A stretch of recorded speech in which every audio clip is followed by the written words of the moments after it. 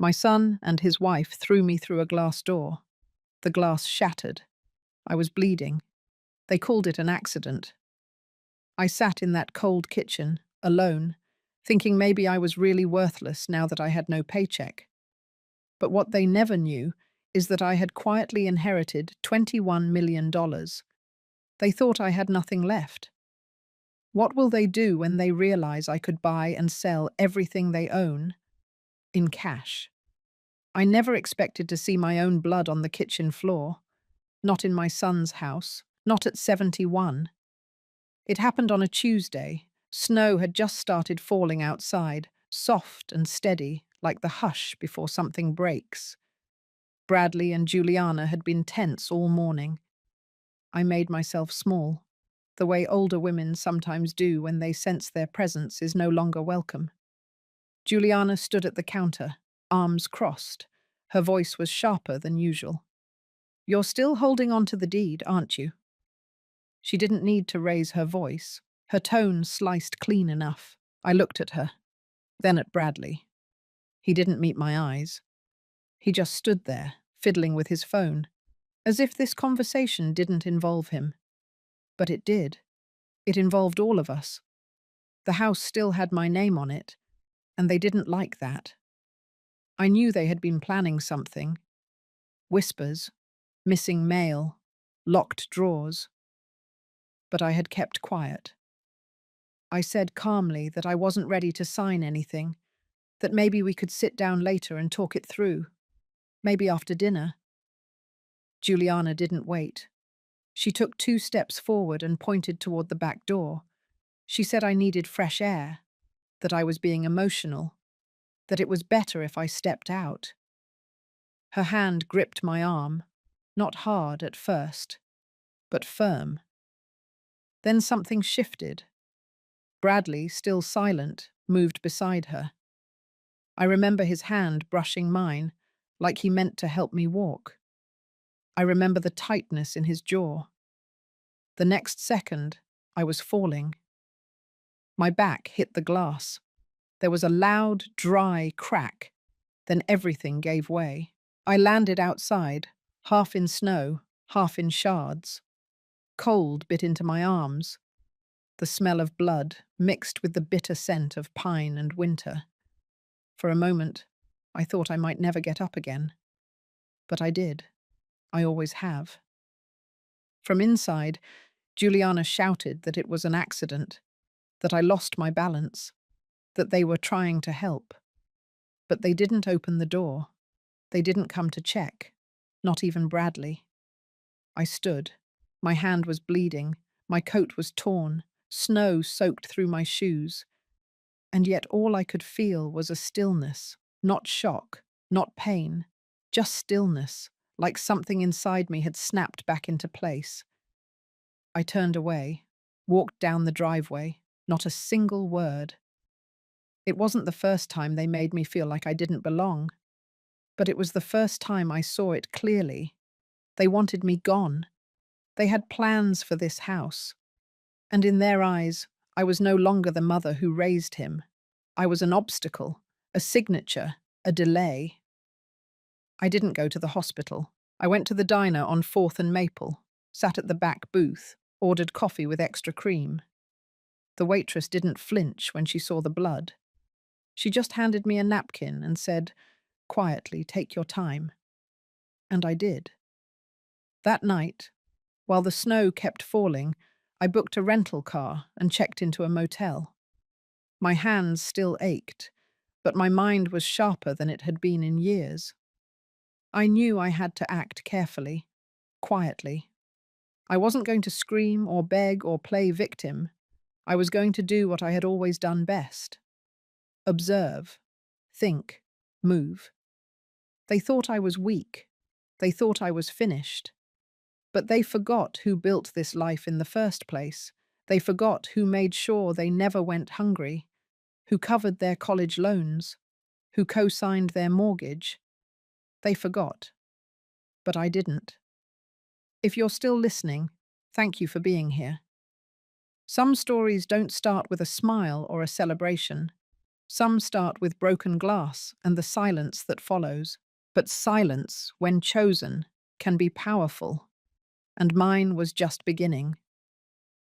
Would you have walked away or stayed? Tell me, quietly, in your own heart. Because the next part, that's when everything started to change. I stayed at the motel for 3 nights. It was the kind of place where the sheets were always cold, and the ceiling fan made a soft ticking sound like an old clock running out of time. But it was quiet, and no one asked questions. I needed quiet more than I needed comfort. The morning after the glass incident, I got up early. My hand had swollen a little, but I cleaned the wound and wrapped it again. I made myself a list. Just 4 things. Simple, measurable, things I could control. At the top of the list was one word: proof. I had always trusted my instincts. I spent decades reading people in boardrooms and mediation rooms, diffusing conflict with nothing more than a calm voice and the right choice of words. But this wasn't work. This was my life, my son, my home. The lines had blurred slowly over time, until I couldn't tell if I was living with family or among people waiting for me to leave. I remembered something from a few months earlier. A quiet afternoon when Juliana took the kids to her mother's and I had the house to myself. I had installed a small camera back then. Nothing fancy, just a backup. It was tucked into the corner of the bookshelf, disguised as a little ceramic owl. I told no one. I never thought I'd need it. But after that moment at the door, I knew. I called the friend who helped me set it up, Maya, an old colleague from the hospital network. She worked in compliance and tech security, sharp as a tack and never asked unnecessary questions. Within hours, she recovered the footage and sent it to my private drive. I watched it once. Only once. Bradley's hands, Juliana's voice, the angle, the sound of my body hitting the glass, the sharpness of the break. Then silence. There was no denying it now. This wasn't just hurt feelings. It wasn't a misunderstanding. It was assault. And they had covered it with silence and false concern. All while eyeing the house I had paid off 27 years ago. I called a lawyer the next day. Her name was Nadine, a woman in her 50s, with a voice that sounded like gravel and steel. She didn't ask for drama. She asked for documentation. I gave her everything. While she began drafting a case for elder abuse and property coercion, I started packing the rest of my plans into motion. I visited the bank, quietly. Withdrew enough to move things quickly, but not loud enough to raise flags. Most of my funds were untouched, still tied in municipal bonds, a private real estate trust, and a separate account linked to a trust fund left by an old client. 21 million in total. It had taken years, but it was mine. I had never spoken about it to Bradley. He assumed my retirement came from a modest pension, that I lived on Social Security and leftovers from his father's account. That assumption kept him comfortable in his entitlement. And Juliana, she never imagined I might be more than what I looked like. Grey hair, soft sweaters, quiet mornings, easy to dismiss. But I had been building something they never bothered to see. I rented a short-term apartment in town under a different name. Just a month-to-month lease with no frills, no noise. I didn't need a view. I needed space to think. The first thing I placed on the counter was a folder. Inside it was the footage, a printed copy of the house deed, my living will, and Nadine's first draft of the complaint. Then I sat down, breathed in, and for the first time in years, I let myself feel everything: the betrayal, the humiliation, the deep ache of being seen as disposable by the very people I gave everything to. But beneath the ache, something else had started to bloom. a quiet resolve, not to punish, not to destroy, but to reclaim. Not just my name on paper, not just my house, but my space, my dignity, my place in the world. And I knew this was only the beginning. I woke up that morning before the sun rose, not out of restlessness, but clarity. There was a strange comfort in the quiet of my new apartment. The hum of the heater, the faint traffic from a nearby road, the hollow sound of my slippers on the kitchen floor. I boiled water for tea and stood in front of the folder I had placed on the counter the night before. It was a plain black folder, nothing special, but what it held had weight. Inside were 3 documents. The first was a printed copy of the house deed. My name was still there, clear as daylight. No joint ownership, no transfer signatures. I had held off signing anything for years, always feeling a small pull in my gut that said wait. That wait had saved me. The second was a ledger of my financial holdings, not for pride, for facts. Most of the money had come in over decades, through quiet investments in long-term care housing, hospital systems, and wellness centers across 3 states. Former clients had left pieces to me in their wills, trusts, or just plain gratitude. I never spent much. I never needed to. I had enough. The third was the security footage, a still frame printed on the cover page. My face, my hands in the air, the moment before the fall. I closed the folder gently. Today I would begin filing the formal paperwork with Nadine. But before that, I needed to look backward. One last time.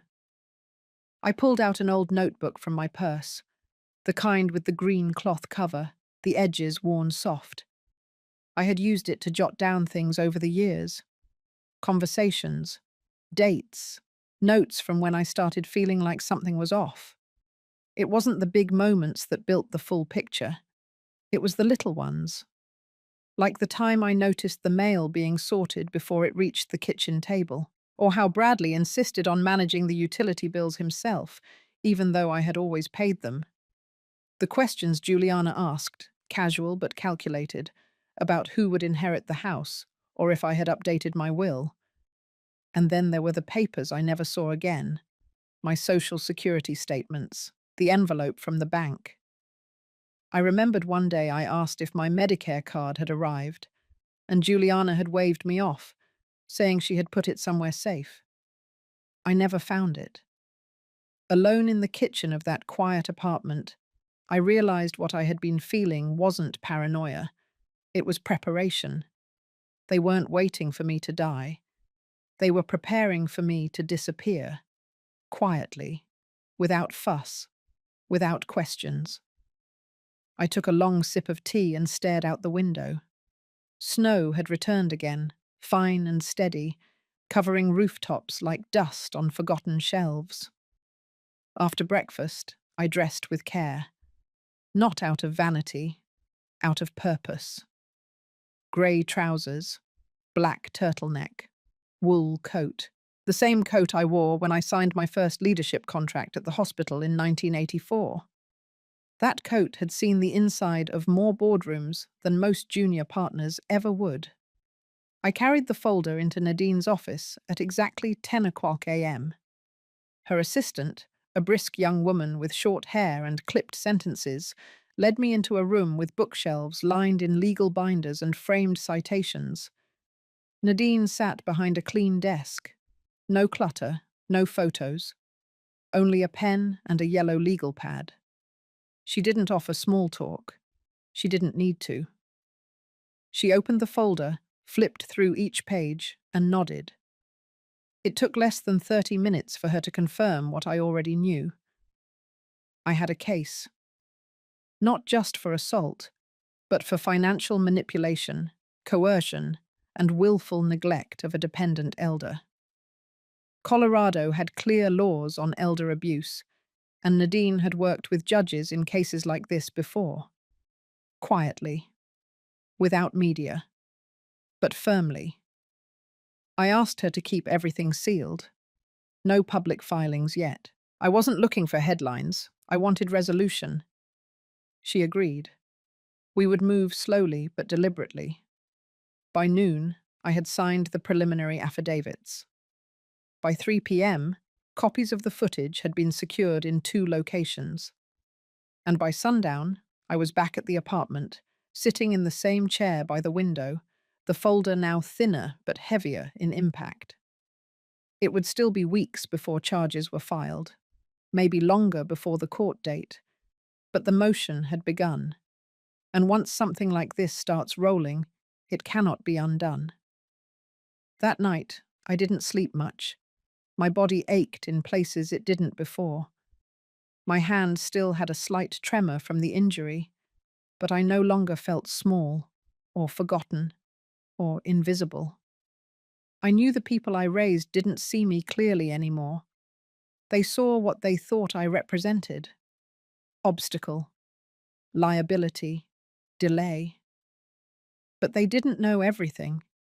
They didn't know the funds had already been moved to a separate holding company, that the trust had been updated, removing all heirs until further notice, that the title of the house was not only still in my name, but now legally shielded by a revocable trust. And most of all, they didn't know that the woman they tried to erase had already written the next chapter without them. It would be weeks before they noticed anything missing. But the silence I left behind would grow louder with time. 3 days after I left Nadine's office, I received a quiet call just after 8 a.m. Her voice was even, calm. The paperwork was filed. The complaint was officially entered into the court's system. She told me not to expect anything dramatic at first. These things take time. But it had begun. I didn't speak much on the phone, just a soft, "Thank you." Then I hung up and stood in the middle of my small kitchen, letting the silence speak louder than words. That same afternoon, I drove out to a private postal centre near the edge of town. I handed over a pre-sealed envelope with 3 printed items inside: a copy of the complaint, a lawyer's letter requesting the return of any and all house-related documents, and a notice of restricted contact, effective immediately. The address on the envelope was Bradley and Juliana's. I didn't linger. I didn't look back. By the time I returned to my apartment, snow had started falling again. This time, heavier. The kind of snow that presses everything down, makes the world quieter, like a lid on a pot slowly building pressure. I sat by the window and opened my notebook. Flipping back to older entries, I saw how I used to write down things that felt too small to matter. But now they read like a pattern, a strategy. Juliana had once accidentally signed for my medical statements. That was 4 months ago. Bradley had offered to update the property tax info online for me. That was last winter. They had tried to place me on a new phone plan, told me it would save me money. Instead, I lost access to my banking app for 2 weeks. All of it subtle, all of it calculated. I made a new list that day, not of what I had lost, but what I still had full control over. The deed, the trust, the footage, the law, and most important of all, myself. The following morning, Nadine emailed me a case update. The court had issued a preliminary review date. Nothing public, no arrests. But if things continued as expected, the footage would be used as direct evidence, and a temporary restraining order could be placed. I didn't celebrate. I didn't breathe easier. But I felt something settle inside me. Not relief, not satisfaction, just alignment. That week, I also met with Marcus, an estate planner I had worked with years ago during the restructuring of one of my older clients' retirement portfolios. He was reliable, discreet, and always treated me as if I still wore the title from the hospital, even though I hadn't in over a decade. I told him to prepare documents that would move the bulk of my holdings into a new foundation. a non-profit trust to support career retraining and wellness resources for women over 60, especially widows, especially those who had given everything to family, only to find themselves discarded once they were no longer needed. Marcus didn't blink. He asked smart questions, gave me timelines, told me what was possible and what was wise to delay. I left his office with a binder of drafts and a calendar full of quiet steps. Outside, the streets were slick. Pedestrians moved carefully. I walked slower than usual, not because I was tired, but because I could afford to now.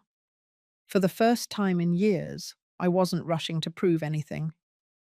I spent that night going through old photo albums, not out of sentiment, out of truth.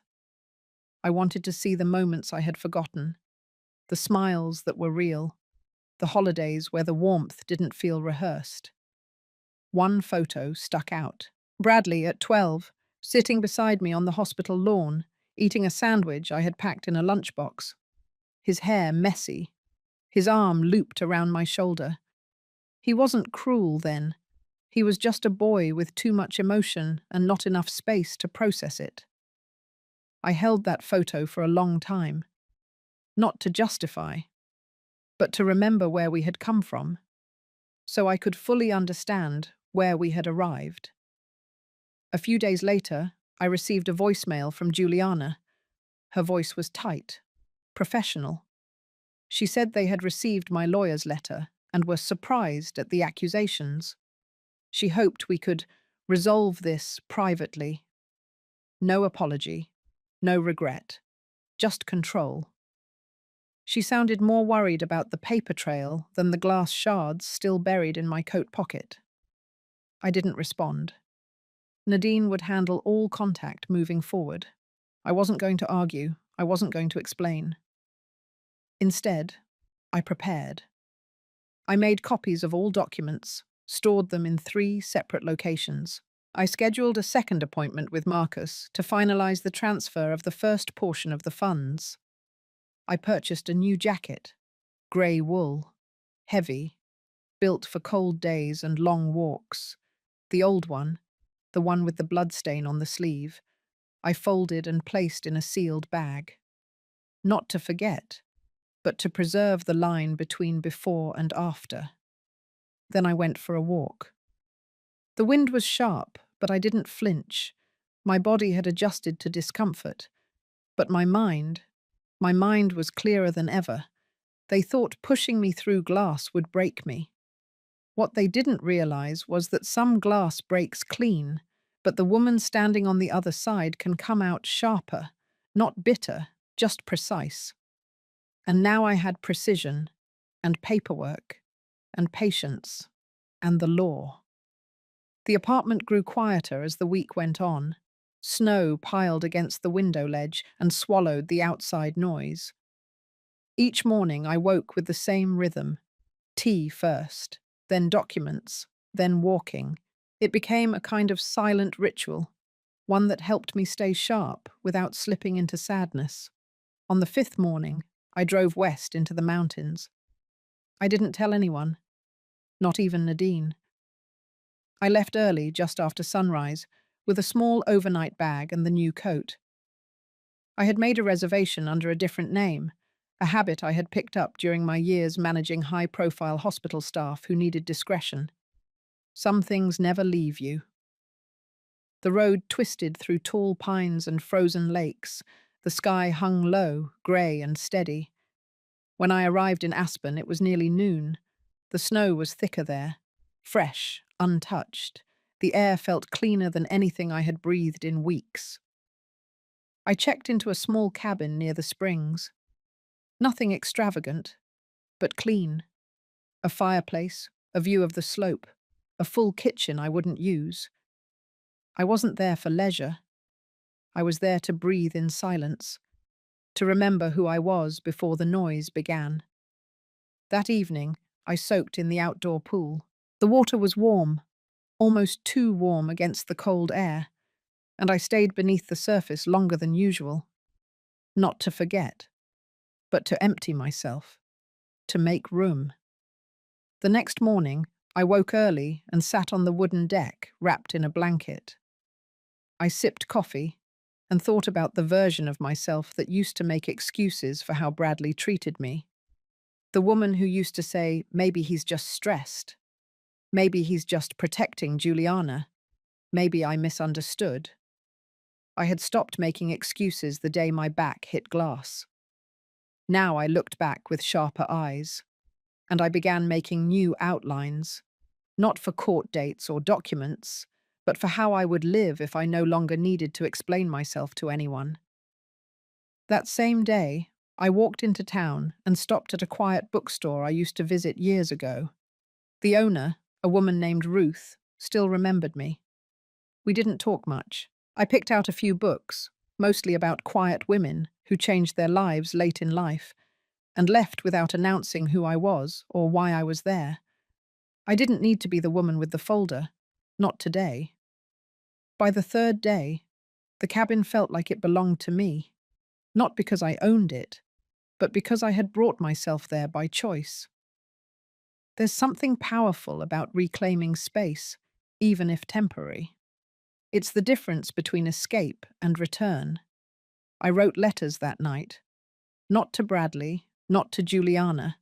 Letters to myself. To the version of me at 40 who spent birthdays alone because the family forgot. To the version at 50 who helped them buy their first house but wasn't invited to their housewarming. To the version at 60 who had quietly paid their credit card debt when they couldn't make the minimum.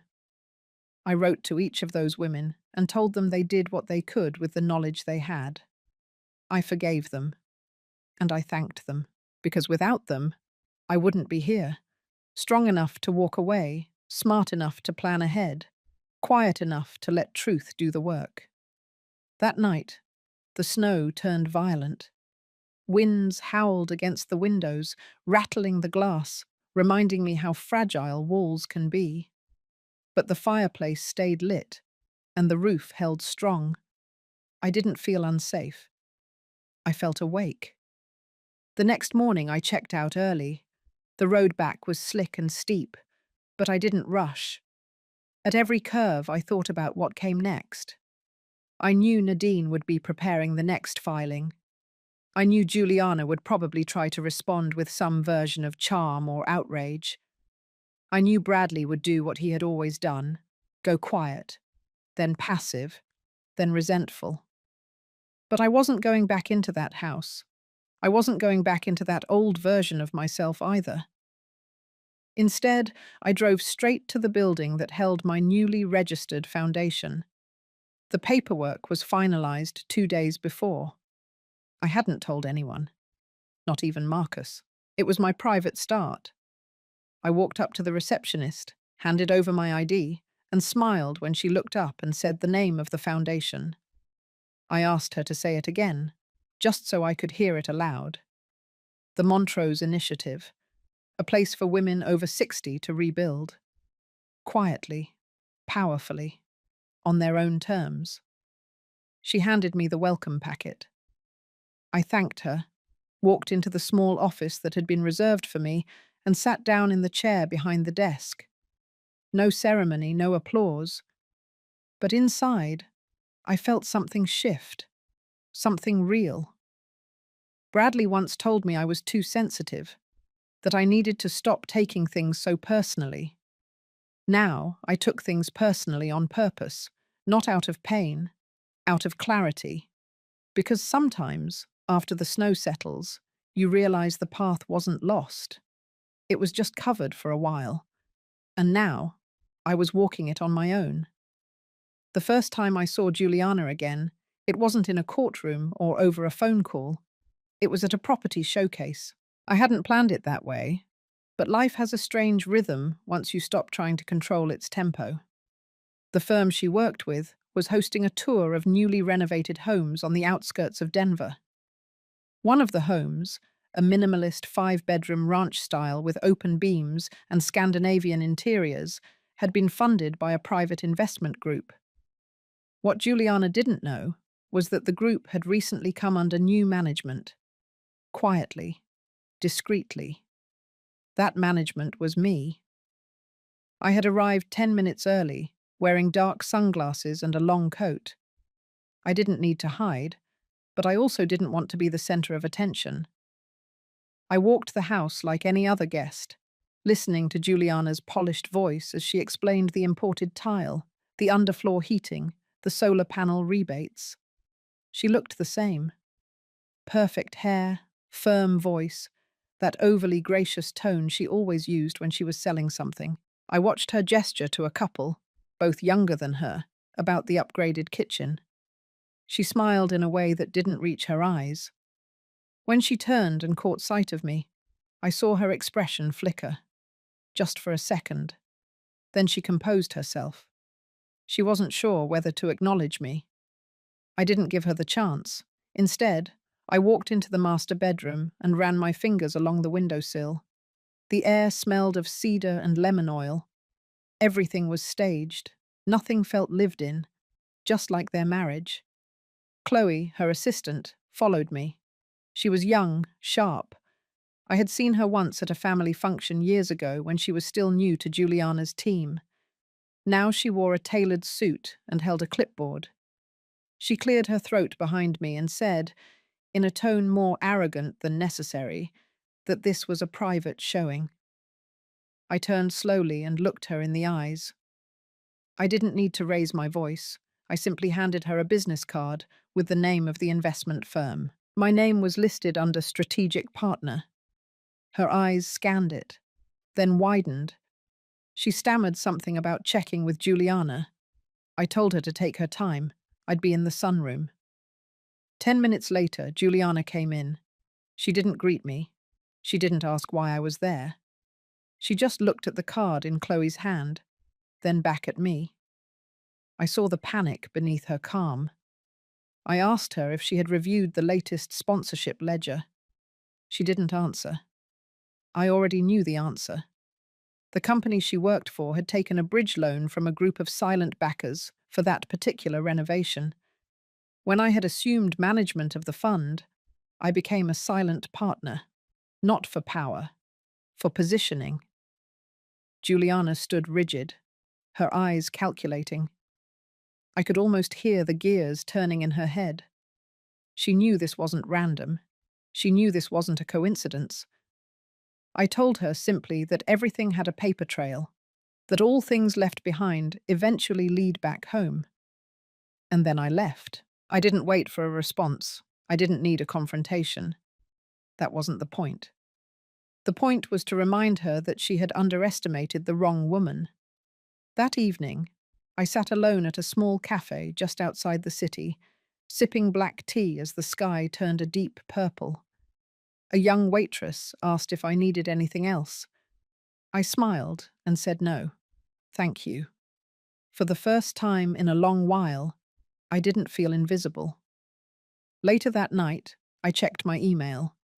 Nadine had forwarded new correspondence from the court.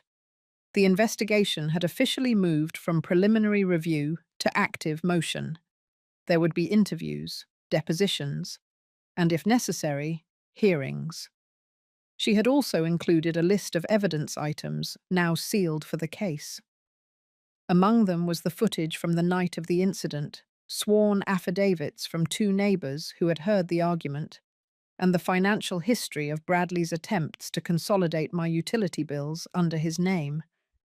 It was slow progress, but solid. That same week, I received a notification that the trust paperwork for the Montrose initiative had gone through. The bank confirmed the first transfer had settled. $5 million, set aside for operational costs and long-term endowments. I let out a breath I hadn't realized I'd been holding. I thought about what Juliana might have told Bradley when she got home from the showcase, whether she softened it or whether she let the full truth sting. I would never know. That part didn't belong to me anymore. What mattered was that the ground beneath their feet had begun to shift, and I was no longer standing still. I didn't hear from Bradley directly, not at first, but the silence itself was telling.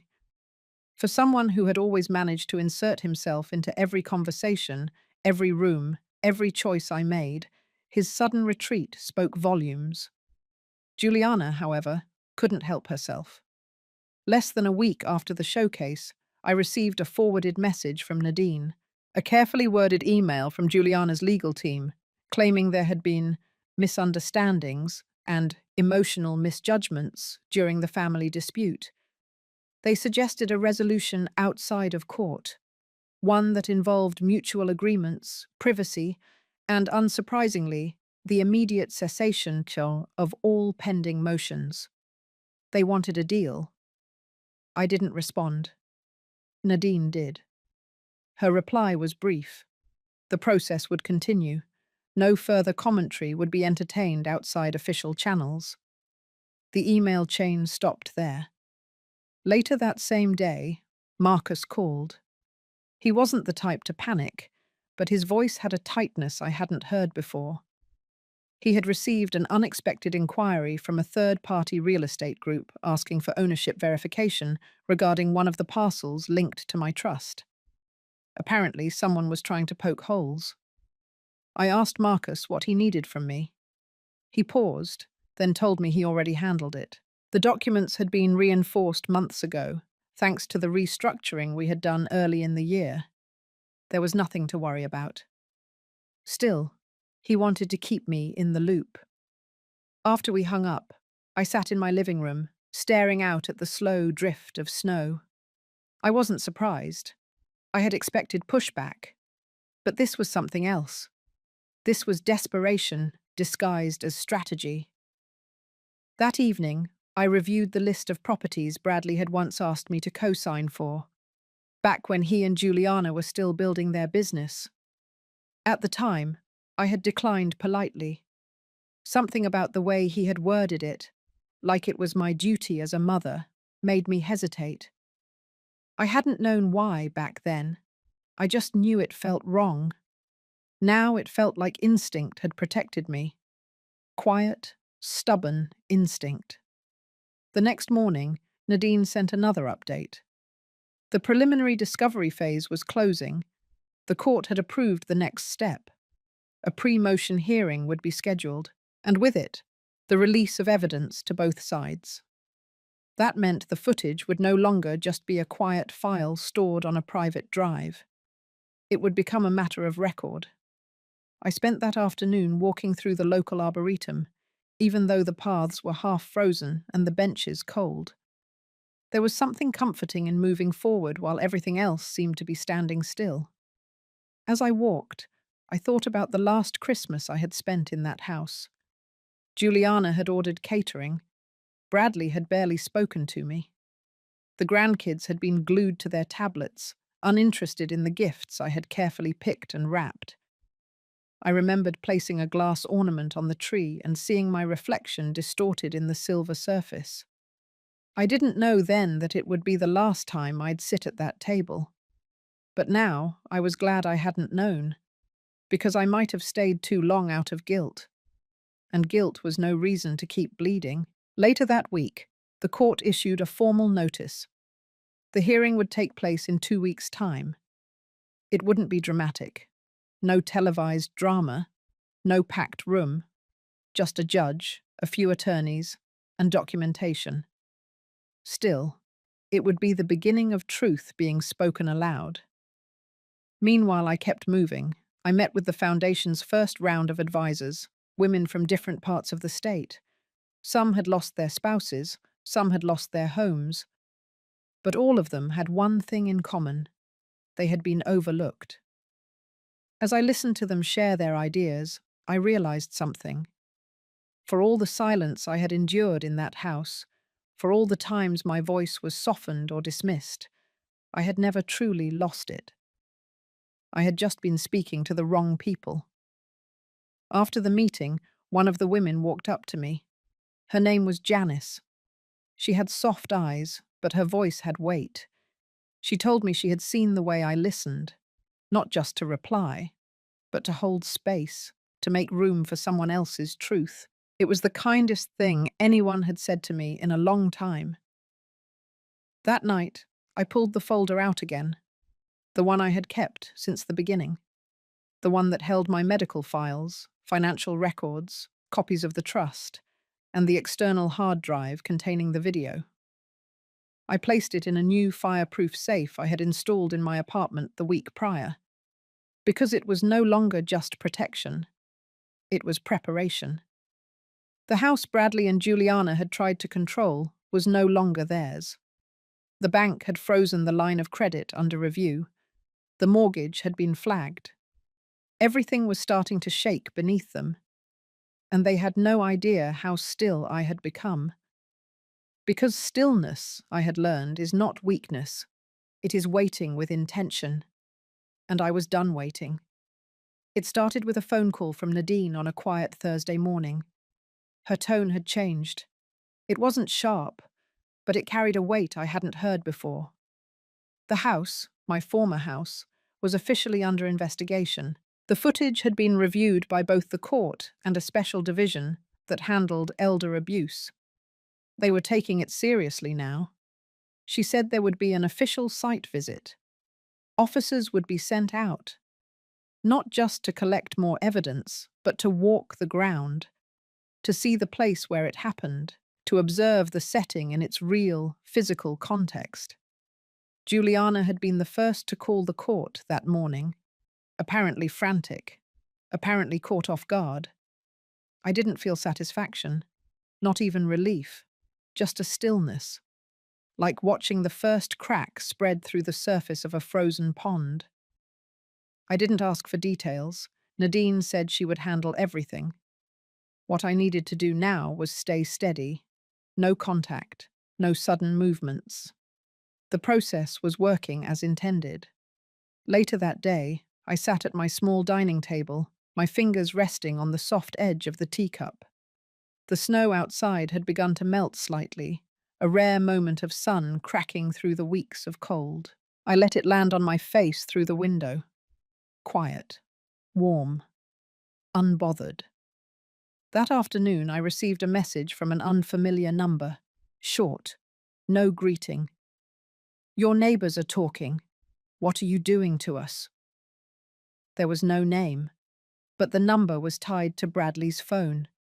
He hadn't spoken directly to me in months, not since the night he pushed me, not since my blood soaked into the floorboards of a house he no longer controlled. I didn't respond. I passed the number to Nadine. She flagged it for documentation. That evening, I went walking through the city, not far from the courthouse. I passed by one of the legal offices that had once rejected my claim when I came in without a lawyer, just a bruised wrist and a tremble in my voice. They hadn't even offered a consultation, just a polite nod and the number to a hotline. Now I walked past without bitterness. I had Nadine now. I had a file the size of a hardback novel. I had official attention. At home, I reviewed the timeline again, not because I had forgotten, but because I needed to remember how long it had taken for truth to take shape. The fall, the silence, the hospital, the questions, the apology that never came, the first email to Nadine, the footage transfer, the quiet filing, the first letter, the pushback, the showcase, the moment at the sunroom, the call from Marcus, the trust established, the hearing scheduled, and now the site visit. None of it happened overnight, but together it had built something undeniable. The next morning, I received word that the officers had visited the house. They had spoken with the neighbors. One of them, Mrs. Kendall, who lived 2 doors down, had given a sworn statement. She said she had seen me leave that night with a torn coat and blood on my sleeve. She had been afraid to say anything before, afraid of disrupting the neighborhood, afraid of being dragged into something ugly. But the footage changed that. It wasn't a matter of opinion anymore, it was fact. Nadine told me there was growing talk inside the court about formally charging both Bradley and Juliana, not just with assault, but with endangerment and intentional concealment of evidence. They had waited too long to claim it was an accident. They had done too much to cover it up. That weekend, I visited the office of the foundation again. There was a new sign on the wall now, a soft ivory plaque with the name in raised silver letters, the Montrose Initiative. A young woman greeted me at the door. She was just 23, interning while working toward her nursing degree. She smiled brightly and offered to show me around, not knowing who I was. I told her I preferred to walk alone. She nodded, respectful. I moved through the small space slowly, room by room, looking at the shelves of books, the boxes of supplies ready to be delivered to rural libraries and senior centres, the stack of grant applications for wellness workshops written by women who had lived quietly too long. I lingered in the conference room, ran my hand along the edge of the table, sat down for a moment and looked out the window. A life can look ordinary on paper, but the decisions that shape it often come quietly, unannounced, uncelebrated, like sitting in a courtroom not as the accused, but as the witness, like hearing your son's name spoken aloud in legal tone, like knowing you didn't raise your voice, but you raised the truth. I left the building just as the sun dipped behind the trees. On the drive home, Nadine called again, this time with something new.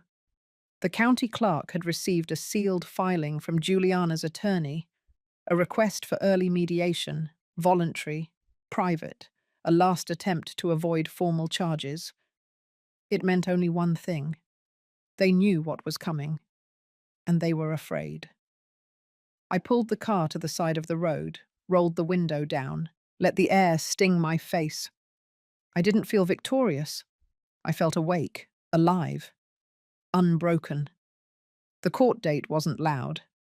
There were no flashing cameras, no packed gallery. Just a small courtroom on the second floor of the county building, its windows facing a row of grey trees that had long since lost their leaves. The hearing room was cold and smelled faintly of old carpet and paperwork. I arrived 10 minutes early, dressed in navy slacks, a dark sweater, and my late husband's watch. Not because it brought me comfort, but because it reminded me of the years I had spent holding everything together for others. Today was not about memory. It was about ownership. Nadine was already seated at the table, her briefcase open, papers arranged in rows like soldiers. Her calm presence steadied the air. She nodded to me without words, then looked back down at her notes. Across the aisle, Bradley sat stiffly beside his attorney. His suit didn't fit well. Maybe it was borrowed. Maybe it no longer belonged to the man he was trying to be. His eyes flickered toward me, then dropped immediately to the table. Juliana entered 3 minutes later. She wore all black and no jewelry, not even her wedding ring. She didn't sit beside Bradley. She took the next row back, alone, arms folded tightly across her chest. The judge arrived, a woman in her 60s with steel grey hair and a voice like dry wood snapping. She didn't look at anyone for too long, just read the file in front of her, called the room to order, and began. It started with the clerk reading the charges. First, misdemeanor elder abuse, then obstruction of reporting, then attempted coercion of property through emotional manipulation. 3 charges, each followed by a long pause as they echoed into the space between us. I didn't look at Bradley. I didn't need to. Then came the evidence presentation. Nadine stood, precise and focused, and presented the footage. A large monitor had been rolled into the room, facing the bench. No sound, just the video. I had only watched it once, in a motel room, alone.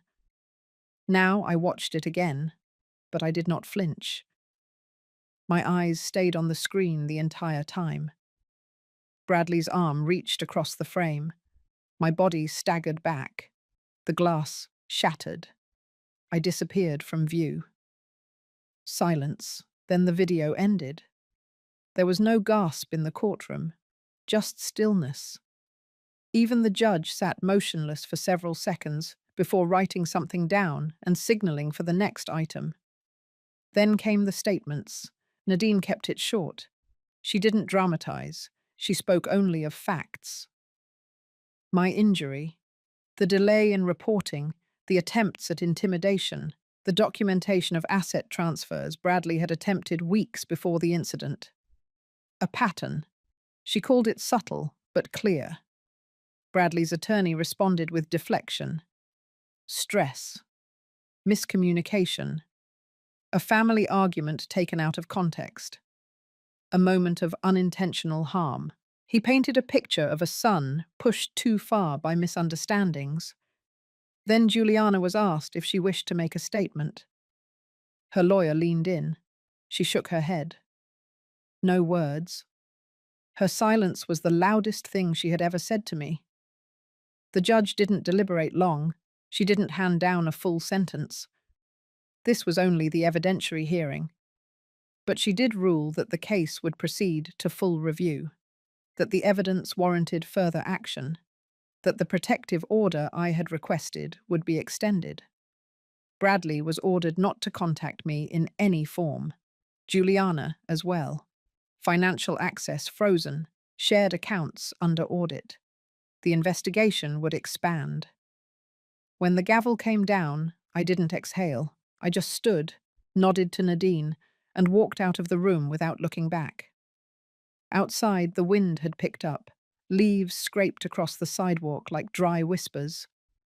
I walked slowly, deliberately. Every step felt earned. At the cafe nearby, I ordered a small black coffee and sat at the corner table. No one recognized me. No one needed to. I opened my notebook and drew a line through today's date. Then I turned the page and wrote one sentence. I am not broken. When I returned home that evening, a letter was waiting for me. Not email, not a phone call, a physical letter, handwritten. It was from Bradley. The envelope was plain. The handwriting was uneven, like his hand had trembled while writing it. He said he was sorry. He said he had been under pressure. He said he didn't know what came over him. He said he didn't expect it to go this far. He asked me to remember the boy he used to be. I read it once. Then again. Then I folded it and placed it in a drawer I rarely opened. Not out of bitterness, but because forgiveness is a process, not a performance. That night, I sat by the window with the lights off. I didn't cry. I didn't smile. I just sat in the quiet, letting the night hold its weight. The house they tried to take had been restored to my name. The deed corrected. The will updated.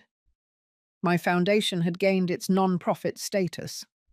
We had our first official board meeting scheduled in 2 weeks. There were lives I would help change. Not out of revenge, but because I could. And that was power.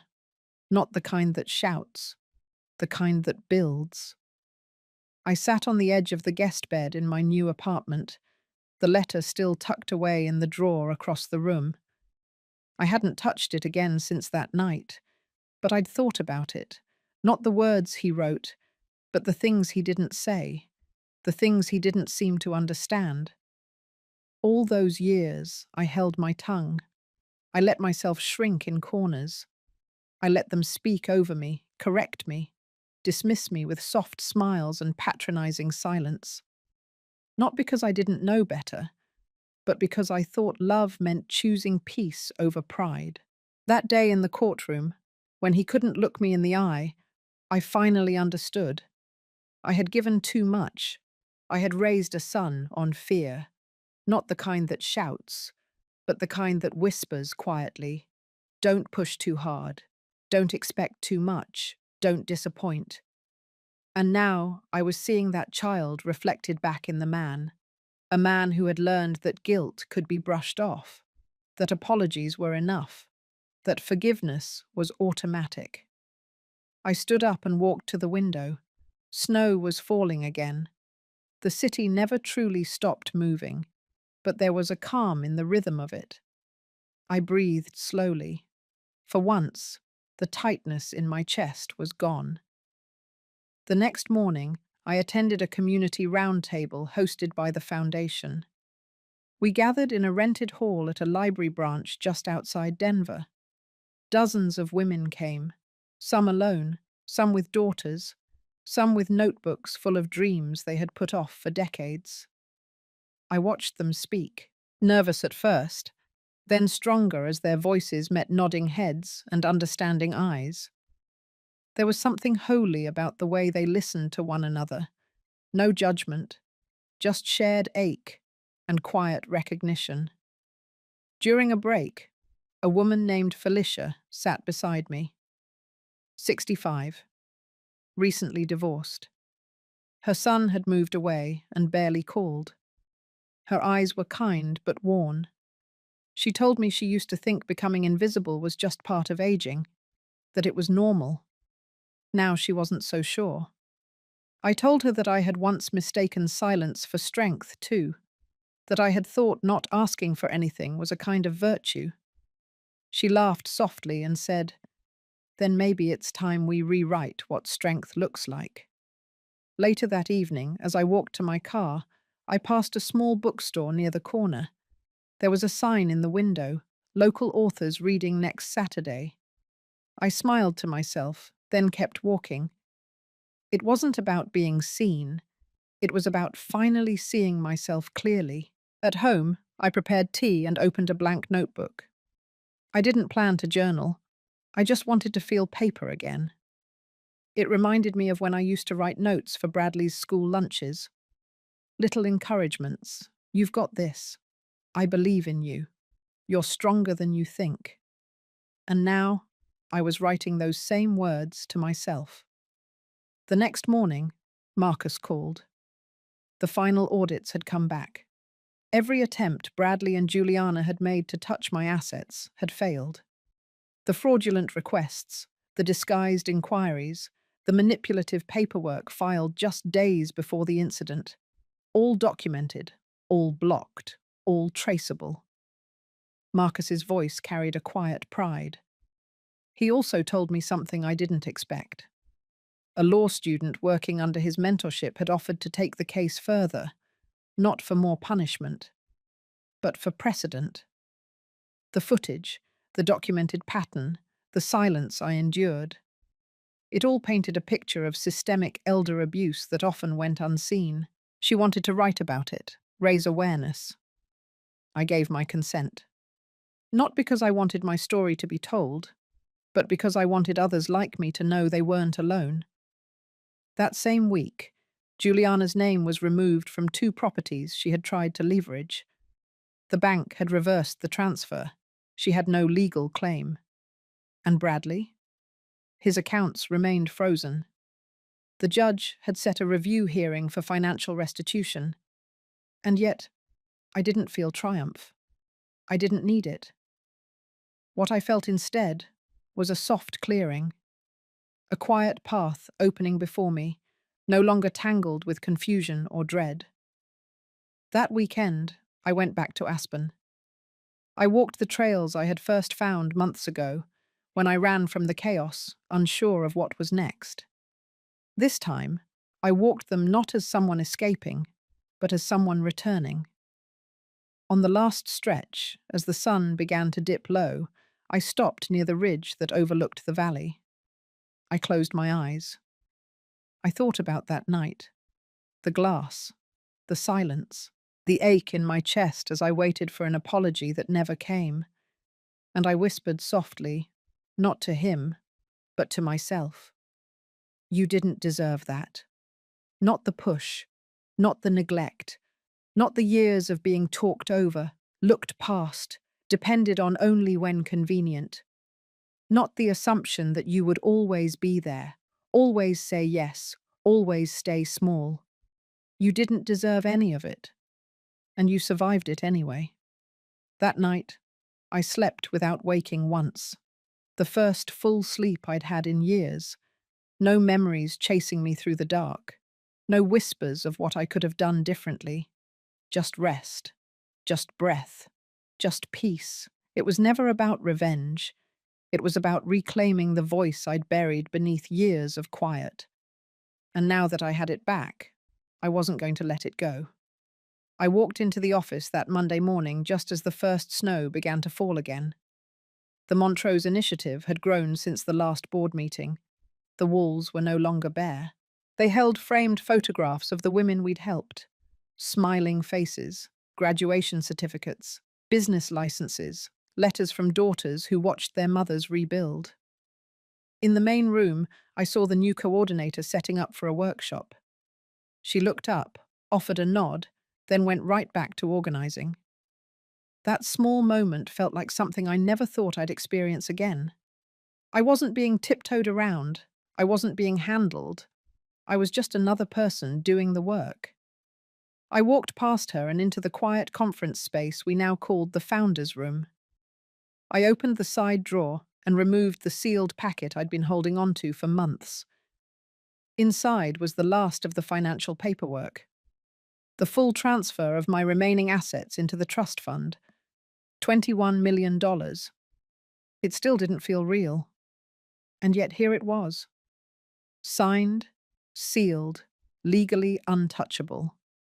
Not just for tax protection, not just for image, but because I wanted the money to outlive me in a way that didn't carry blood or guilt. I sat at the long table and read over the final statement. Everything had been processed. The lawyers had double-checked every number. There was nothing left with my name on it, except for one line. Permanent, designated use. Empowerment of older women in transition. I took a pen and signed the last page, slowly, carefully, as though I were signing a goodbye to a version of myself that used to be afraid of her own worth. That evening I drove to the old house one final time. The new owners were a retired couple from Oregon. They had never heard of Bradley or Juliana. They were told the house had been tied up in probate and that it took longer than expected to reach sale. They hadn't asked much beyond that. They just wanted a quiet home near the trails. I stood across the street, engine still running. The porch light was on. Wind chimes swayed softly under the eaves. I could barely see the crack in the new glass door. They had replaced it, but the frame still held a faint mark where the original had splintered. I didn't need to walk up. I had no desire to reclaim it. I had already done that, in a different way. As I turned to leave, my phone buzzed. A message from Nadine. The final judgment had been released. Bradley would be placed under a restricted order of financial access for 5 years. He would be required to undergo counseling for abusive behavior toward vulnerable adults. Juliana had agreed to settle, relinquishing her claims on shared property and withdrawing her pending appeal. There would be no trial. And just like that, it was over. Not loudly, not with headlines, but with signatures and silence. I drove back to my apartment and sat for a while in the car, letting the weight of it all press gently against my chest. There had been no scene, no screaming, no confrontations in hallways or bitter phone calls, just quiet consequence, the kind that grows slowly and lands where it's supposed to. I went inside and opened the window. The snow was still falling, but soft now, like ash after a fire has burned itself out. In the weeks that followed, I rarely thought of Bradley, not out of spite, but because the version of him I had carried for years no longer lived in my mind the way it used to. The father of my grandson, the boy I once held through the flu, the man who forgot I was human. He would carry his own consequences, and I would carry something else. Peace, clarity, purpose. In one of our staff meetings, a young intern asked me how we decide who receives support. I told her we look for women who remind us of who we used to be. Not because we're trying to save them, but because we want to stand beside them while they learn to save themselves. She smiled and nodded, and I knew she understood. That night, I sat by the window again, pen in hand. Not to write a letter, just to mark the day, I wrote one line. Justice isn't always loud, but when it's real, it doesn't need to be.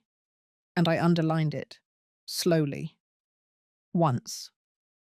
Then I closed the book and turned out the light. The lake behind my apartment froze in early January. I had watched it slowly still over weeks, ripples becoming reflections, and finally silence. That morning I walked the trail around it with a cup of coffee in my gloved hand, scarf tucked into my collar. The air was cold, but not bitter. It didn't sting the way some winters used to. It felt clean, like something had finally settled. I had just left the last board meeting for the quarter. We reviewed the numbers, the impact reports. Over 200 women had come through the program that fall. Some were now employed, others were in training. A few had moved into housing provided through our new partnership. One woman, Donna, in her 70s, had started her own bookkeeping service. She had cried in my office when she got her first 3 clients. I remembered what she said, hand trembling as she showed me the checks. I thought life was done with me. Turns out, I just needed a second wind. As I passed the bench near the big willow tree, I stopped and sat. It used to be hard for me to sit still. I always felt I had to prove something, show I was useful, needed, unshakable. But I had learned that being quiet wasn't the same as being invisible, and being strong didn't mean being silent. The phone buzzed in my pocket. It was a message from Nicole, my granddaughter. She had sent a photo, just a simple one. A sketch she had drawn of a woman sitting at a window, cup in hand, looking at the snow. Underneath, she wrote, "I remember you like this." I didn't respond. Not yet. My heart was still too full, not with grief, but with something heavier and softer. Forgiveness, maybe. Not of Bradley, not of Juliana, but of myself. For all the years I thought my value depended on how much I endured without complaint. I walked back slowly, feeling the crunch of snow under each step. When I reached the door, I turned once more to look at the lake. Then I stepped inside and closed it gently behind me. Later that night, I packed a small suitcase. Not for a trip, exactly, but for a few days up in the cabin near Aspen, the one I'd purchased quietly and restored without telling anyone. A place that felt entirely mine. Before I left, I took one last look at the mirror in the hallway. My reflection didn't shock me like it used to.